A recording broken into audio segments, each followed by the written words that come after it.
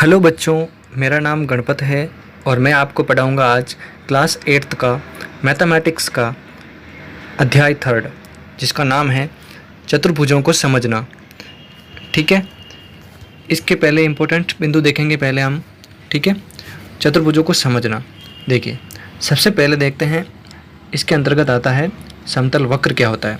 देखो, समतल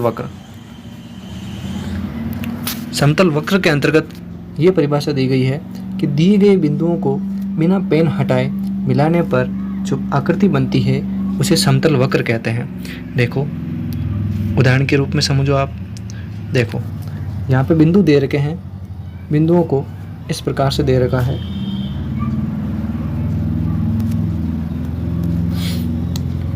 इन बिंदुओं को बिना पेन हटाए आपस में मिलाने पर जो आकृति बनती है उसे समतल वक्र कहते हैं। देखिए, इस प्रकार से। ठीक, यहाँ पे जो बिंदु है वो यहाँ पे है ऐसे। ठीक है, यह हो गया समतल वक्र। इसके बाद देखते हैं समतल वक्र के प्रकार। समतल वक्र 4 प्रकार का होता है। सबसे पहले देखते हैं खुला वक्र। खुला वक्र ऐसा वक्र, देखिए, खुला वक्र ऐसा वक्र जिसमें प्रारंभिक बिंदु तथा अंतिम बिंदु अलग अलग हो उसे खुला वक्र कहते हैं। यानी कि जो वक्र है वो खुला हुआ हो, कहीं से बंद ना हो, उसके जो प्रारंभिक बिंदु हैं और जो अंतिम बिंदु हैं वह अलग अलग हो। ठीक, देखो, समझ गए आप। ये देखो, ये रहा प्रारंभिक बिंदु, ये रहा अंतिम बिंदु, दोनों ही अलग अलग हैं। ठीक, इसी तरह यहाँ पे भी देखो, प्रारंभिक बिंदु और अंतिम बिंदु दोनों अलग अलग हैं, इसलिए इसे खुला वक्र कहते हैं। ठीक, इसके बाद हम देखते हैं बंद वक्र।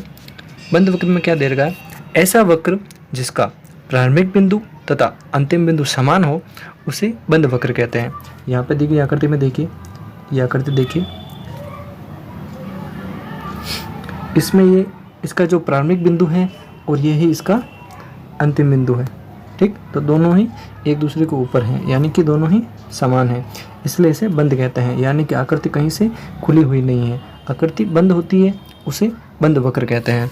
ठीक, नंबर 3 सरल वक्र, जिसे साधारण वक्र भी बोलते हैं। इसका क्या मतलब होता है? देखिए, ऐसा वक्र जिसके बिंदु आपस में कहीं नहीं काटे उसे सरल वक्र कहते हैं। देखिए, इसको समझते हैं। जैसे मान लीजिए ये बिंदु है। ठीक, इन बिंदुओं को आपस में मिलाने पर ये बिंदु कहीं नहीं काट रहे, यानी कि किसी तरह का क्रॉस का कोई चिन्ह नहीं बन रहा। देखो, फर्स्ट वाले चित्र में देखो,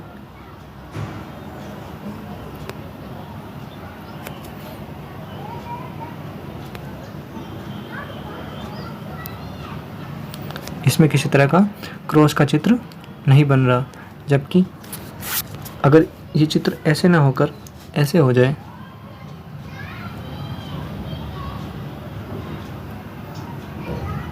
इस प्रकार से, तो यहाँ पे देखो, ये जो बिंदु है वह क्रॉस का चिन्ह बन रहा है। यहाँ पे क्या बन रहा है? क्रॉस का चिन्ह।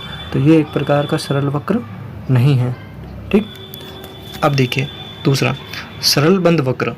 बंद का मतलब आपको पता ही है, पूरा बंद हो। देखिए, इसके बिंदु हैं वो कहीं नहीं काट रहे हैं और बंद हैं, तो ये एक प्रकार का क्या हो गया? सरल बंद वक्र। यहाँ पे भी बंद है। ठीक, अब यहाँ पे देखिए, यहाँ पे दे रखा है इसके बिंदु आपस में काट रहे हैं, इसलिए ये सरल वक्र नहीं है। यहाँ पे देखो, कौन से बिंदु की बात हो रही है? यहाँ पे हो रही है इन बिंदुओं की बात। ठीक, ये देखो, ये यहाँ से क्रॉस बन रहा है, फिर यहाँ से क्रॉस बन रहा है, फिर यहाँ से, इसीलिए जहाँ पे क्रॉस बने वह सरल वक्र नहीं होता, सरल बंद वक्र भी नहीं होता। यहाँ पे आपने पहले देखा था, ये समझ लिया था। ठीक है, ये समझ लिया था आपने। इसके बाद ये देखिए, इसमें भी है जो है क्रॉस हो रहा है। ओके, तो हमने समझ लिया कि सरल वक्र, खुला वक्र, बंद वक्र और सरल बंद वक्र। ये चारों टाइप्स हमने देख ली। अगली बात हम करेंगे नेक्स्ट क्लास में। धन्यवाद। इसके बाद नेक्स्ट हम पढ़ेंगे बहुभुज के बारे में, बहुभुज के प्रकार, बहुभुज किसे कहते हैं, बहुभुज के बारे में हम समझेंगे। अभी के लिए